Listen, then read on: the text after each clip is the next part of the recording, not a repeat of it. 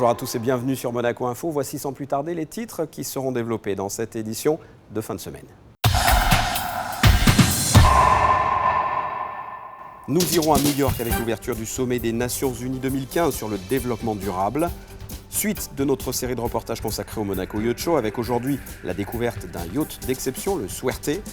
Sans oublier Only Watch, des montres de prestige ont été présentées pendant le Monaco Yacht Show. Elles seront vendues aux enchères le 7 novembre prochain au profit de l'association monégasque contre les myopathies. Vous pourrez découvrir une exposition à la Maison de France, rendez-vous sur scène, une véritable plongée dans l'univers de la danse.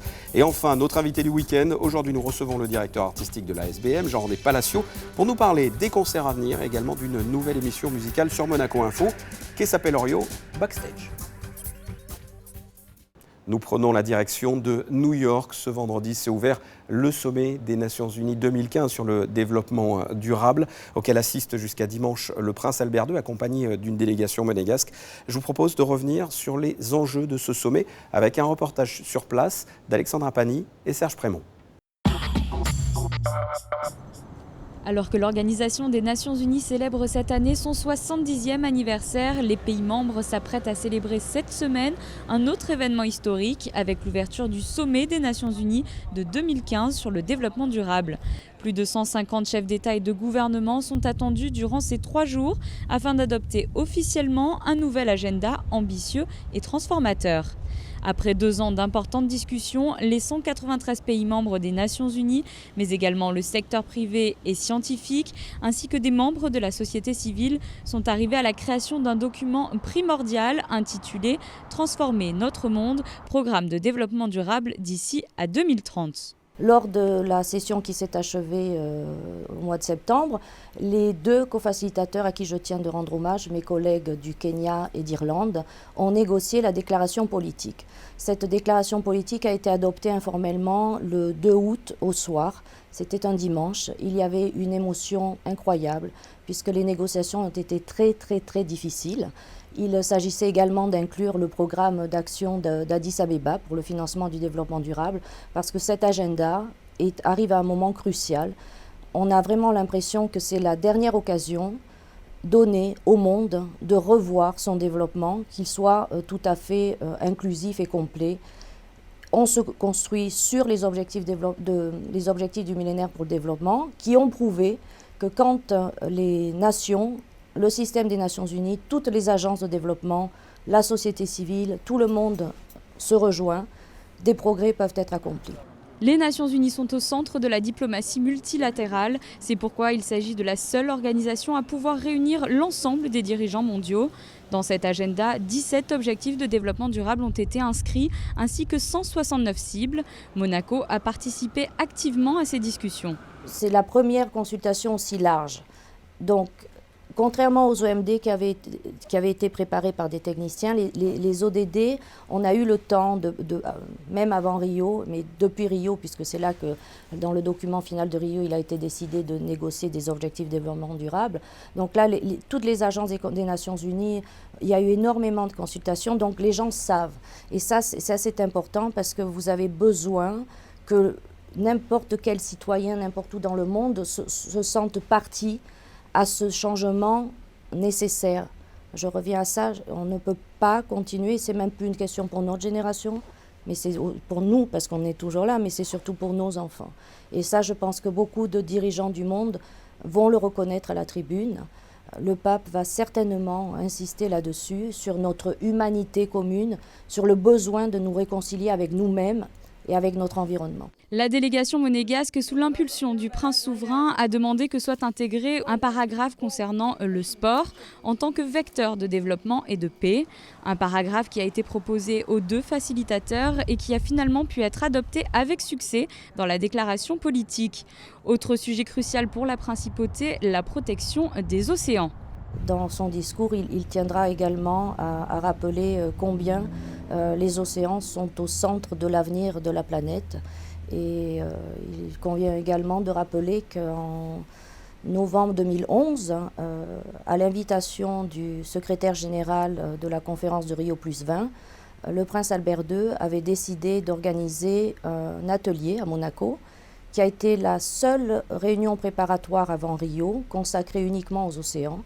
C'est cette grande importance des océans dans le document final de Rio qui a ensuite permis d'obtenir un objectif de développement durable consacré aux océans et aux mers. C'est ce samedi que le prince Albert II prendra la parole dans la salle de l'Assemblée générale. Il rappellera alors l'ambition de cet agenda et l'importance de ce programme pour ces 15 prochaines années. Suite de notre série de reportages consacrés au Monaco Yacht Show. Depuis plusieurs jours, nous vous proposons plusieurs volets liés à la 25e édition de cet événement. Aujourd'hui, un focus sur un yacht d'exception, le Suerte. Reportage de Sandrine Nègre. Suerte, son nom signifie chance en espagnol, 6 lettres qui correspondent bien à ce yacht. Après avoir passé la passerelle d'accès à bord, le visiteur est très vite saisi par des intérieurs à la fois design, chic, moderne et pratique. Tout semble avoir été étudié dans les moindres détails. Des murs en ardoise au fond de la piscine transparent, en passant par des cloisons cachées. Les extérieurs n'ont pas non plus été laissés au hasard. Suerte, c'est un bateau de displacement de 69,30 mètres de longueur hors tout, qui a été construit avec l'idée du propriétaire du chantier de faire un bateau technologiquement avancé, vraiment un autre niveau en termes de matériaux et d'intérieur design. Nous avons choisi avec le propriétaire Francesco Pascoschi comme designer, avec Margherita Casparini qui ont fait l'intérieur, et nous avons construit ce bateau vraiment avec la passion pour la construction des yachts. Cette unité, la Suerte des Tancoa Yachts, est présentée jusqu'au 27 septembre sur le Monaco Yacht Show, un événement tout comme la Principauté qui ont l'air de lui porter chance. Tancoa, il a attendu le juste moment pour repartir. S'est présenté à le Salon de Monaco déjà en 2008, 9, 10, et après une arrête de 2 ans, il a repris en 2013.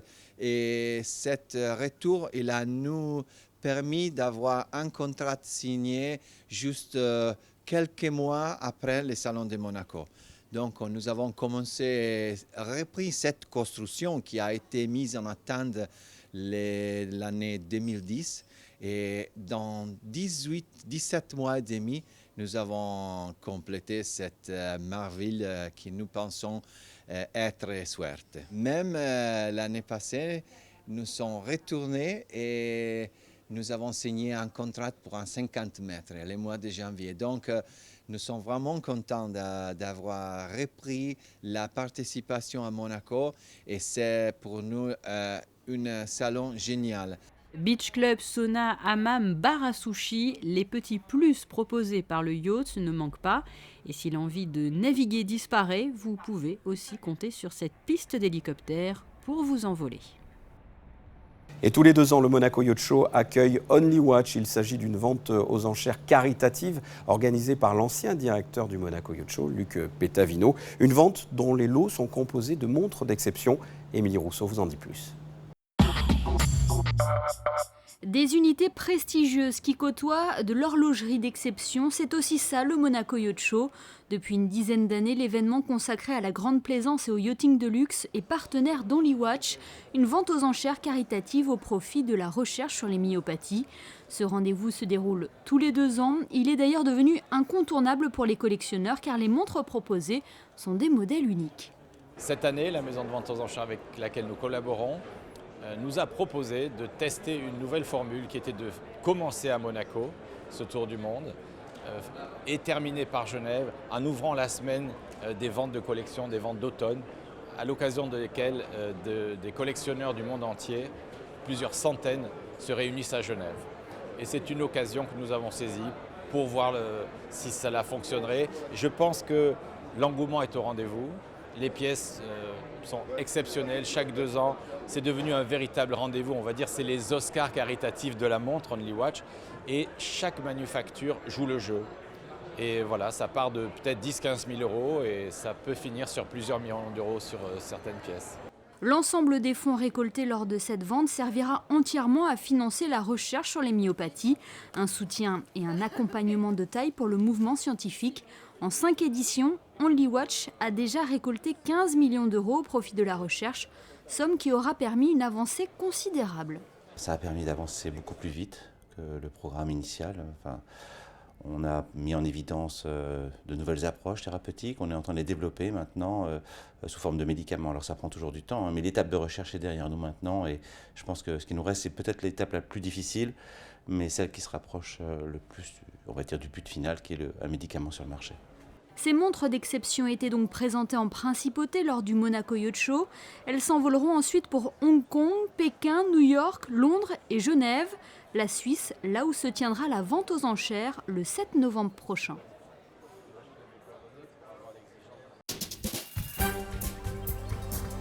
Le reste de l'actualité, en bref. À l'occasion de l'année de la Russie à Monaco, une soirée de gala a été organisée ce jeudi dans le salon Bellevue, sur la place du Casino. L'occasion pour Jean Castellini, le conseiller de gouvernement, de présenter l'activité économique de la principauté aux investisseurs russes présents ce soir-là. La braderie de la société Saint-Vincent-de-Paul se déroule en ce moment même et jusqu'à dimanche soir sur la place Sainte-Dévote. Une braderie au bénéfice des plus démunis. La messe à l'occasion de la fête de Saint-Vincent-de-Paul aura lieu samedi 18h à l'église Sainte-Dévote. Parlons à présent d'une exposition à découvrir à la Maison de France. Rendez-vous sur scène, une véritable plongée dans l'univers de la mode à travers le regard de différents artistes et créateurs. Reportage de Frédéric Hélion. Plus qu'une exposition, un dialogue entre Monaco, la France et l'Italie, 3 pays qui ont facilité l'essor de la danse. L'exposition Rendez-vous sur scène à découvrir à la Maison de France rassemble différentes œuvres, peintures, sculptures, mais aussi des costumes contemporains d'inspiration d'époque avec la collaboration des ballets de Monte-Carlo. Quand on parle théâtre et danse, on pense forcément à l'un des lieux mythiques de cet art, la Scala à Milan. Dolores Puto y a travaillé pendant 9 ans et expose ses œuvres à la Maison de France. Je peins habituellement à l'huile, mais c'est une technique que j'ai apprise moi-même. C'est ma technique. Personne ne m'a jamais appris rien.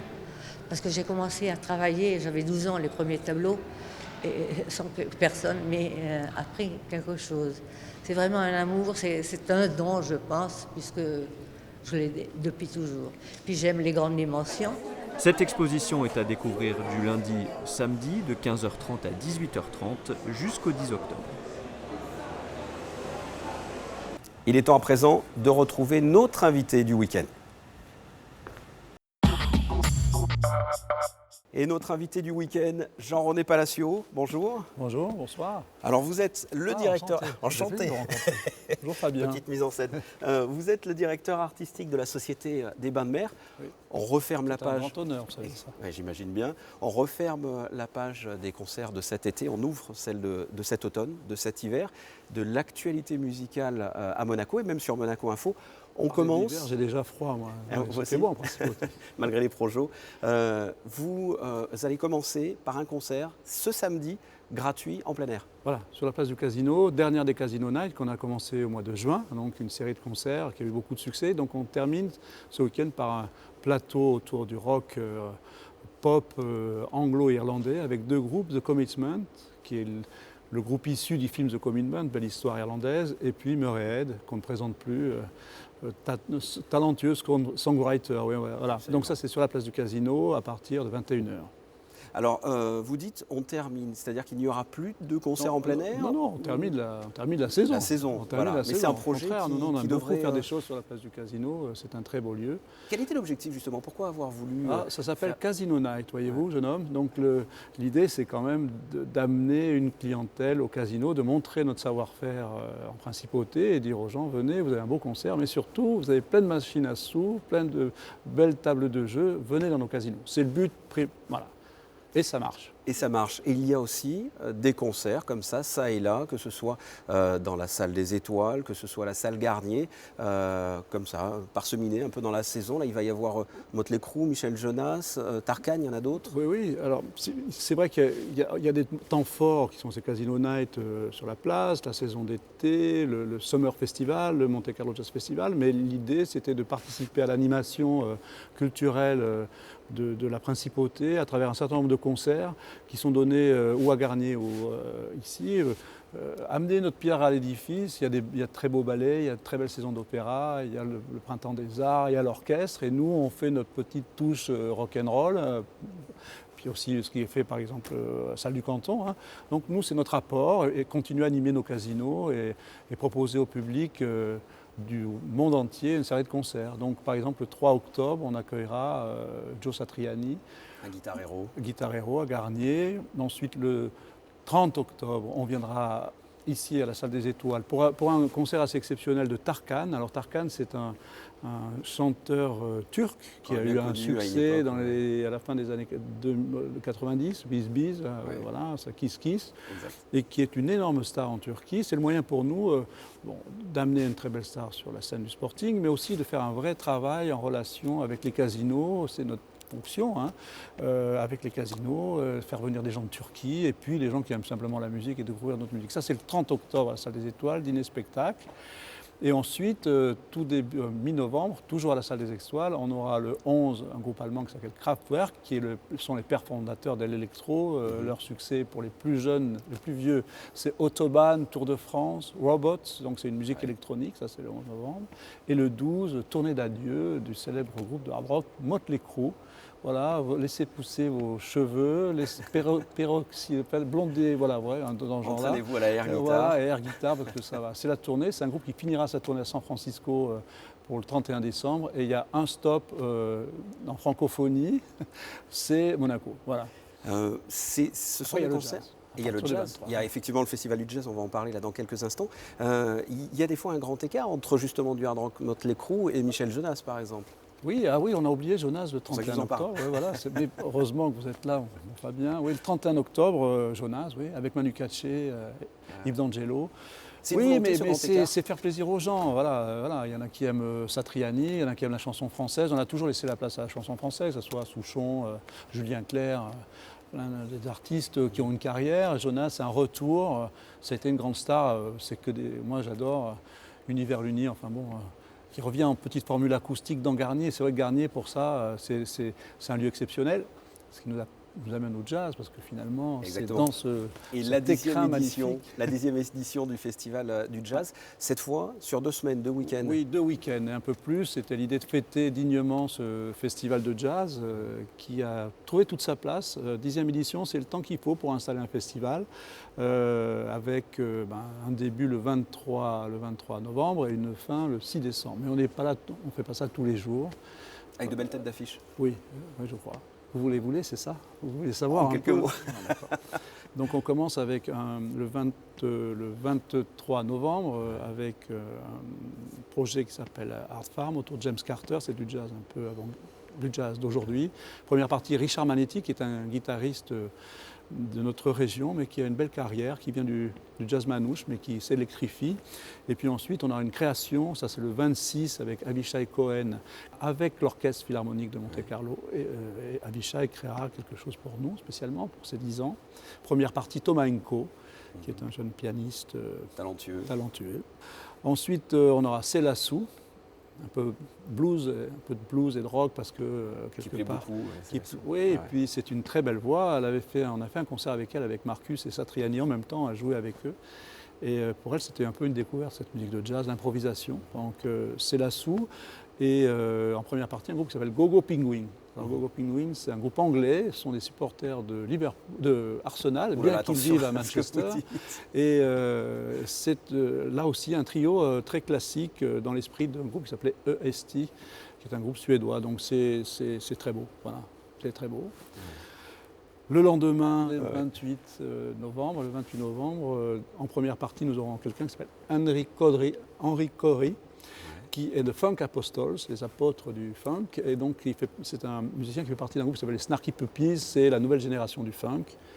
Et ils ouvriront la soirée pour Marcus Miller. Et il viendra nous proposer son album Aphrodisia avec des invités. Il y aura des musiciens marocains, Kenawa, il y aura des musiciens africains. Il y aura notre ami Chérif qui vient du Mali et qui joue de la kora avec la pédale wah-wah pour les spécialistes. Ça sera encore... Et de nouveaux musiciens, puisque Marcus travaille comme Miles Davis et nous fait découvrir chaque fois de nouveaux talents. Ça, c'est pour la semaine 1. La semaine 2, elle commence... Ce n'était que la semaine 1, messieurs, dames. Mais voilà, on va se coucher tard, mais bon, c'est ça aussi l'esprit du festival. Donc, deuxième semaine, exceptionnellement, parce que c'est les 10 ans, on recommencera le 3 octobre avec une soirée consacrée à la voix. Mario Biondi, chanteur italien. Et puis, celui qui est, à mon avis, la star aujourd'hui du jazz, en ce qui concerne la partie vocale, c'est Gregory Porter. Gregory Porter, c'est un grand mec baraqué qui chante aussi bien des deux thèmes très jazz, ses propres compositions. Avec son bonnet, il protège les oreilles. Il protège les oreilles, il a eu quelques problèmes de peau, mais ça c'est une autre histoire. Ça sera dans notre rubrique esthétique. Ça c'est Greg Porter et Mario Biondi. Le lendemain, c'est notre... voilà. En première partie, il y a quelqu'un qui s'appelle Hugh Coltman, dont on parlera un jour, qui est un chanteur d'exception et qui ouvrira pour Paolo Conte, qu'on ne présente plus, Paolo Agarnier. Le 5, nous aurons Kyle Eastwood qui ouvrira, Kyle Eastwood, le fils de Clint, qui est un bassiste, un contrebassiste, qui ouvrira la soirée pour Mélodie Gardot. Mélodie avec son nouvel album, c'est une diva, Mélodie Gardot. Et on terminera le 6 décembre par une après-midi avec Madame Barbara Hendricks pour un concert exceptionnel. Et en première partie, il y a quelqu'un qui s'appelle Dabi Touré, qui est un guitariste, chanteur sénégalais, qui ouvrira un spectacle. Puis Madame Hendricks pas Jimi Hendrix, oui. Malheureusement. Heureusement, nous aurons Barbara Hendricks qui sera au maximum sur un concert de blues et de gospel, voilà. Une diva dans Garnier, voilà. Je crois que vous n'avez oublié absolument personne. Parce que j'avais un petit papier. Donc le Monte Carlo Jazz Festival, vous l'avez dit, du 23 novembre au 6 décembre. On a parlé de la musique à Monaco. Je voudrais qu'on parle de la musique sur Monaco Info maintenant, puisqu'on va animer tous les deux, j'en suis ravi, une émission musicale qui s'appelle Backstage. Moi, je sais ce qu'il va y avoir dedans, mais est-ce que vous pourriez expliquer aux téléspectateurs ce qu'est Backstage, ce qu'ils vont pouvoir voir et écouter? Alors d'abord, je tiens à dire que c'est une belle initiative de Monaco Info. C'est vrai qu'on a ce projet d'essayer de montrer un peu ce qu'est la musique à Monaco et ce qu'on peut y faire, les nouveaux talents. C'est de la musique live, c'est un programme d'une vingtaine de minutes, a priori, 26 minutes. Même un peu plus, ça peut en dépasser. Un peu plus de temps, voilà. Fabien et moi, nous partagerons... Si vous nous décrivez tout le programme, ça va dépasser. Le plaisir de vous présenter de la musique live, bien évidemment, l'actualité du disque, l'actualité de ce qui se passe dans notre principauté et éventuellement dans ce beau pays, grand pays voisin, mais néanmoins ami. Enfin, vous parlez musique, voilà. Et vous faire entendre de la musique en live, Exactement. Vous faire découvrir de nouveaux talents. Des showcases, des concerts. Un showcase, tout le temps, Absolument. Avec des extraits de concerts. Dont la première consacrée au jazz. Et vous avez parlé d'Hugh Coltman et Eric Lénini qui étaient au festival Monte Carlo Jazz Festival. Ils seront sur la scène. Thomas Enko, Hugh Coltman qui vient de faire un très bel album consacré à la musique de Nat King Cole. Voilà, on est dans l'esprit du sporting quand on parle de Nat King Cole, c'est Sinatra, etc. Mais dans une version très contemporaine. Ah ouais. Donc ça sera la première de l'émission Backstage. J'espère bien, j'y compte bien. Et donc il sera diffusé courant octobre. Jean-René, merci d'avoir répondu à nos questions, à mes questions. J'adore faire de la télé, moi, je sais pas beaucoup. Eh bien, c'est pas fini. On passe tout de suite à la météo. Société Générale Private Banking vous présente la météo.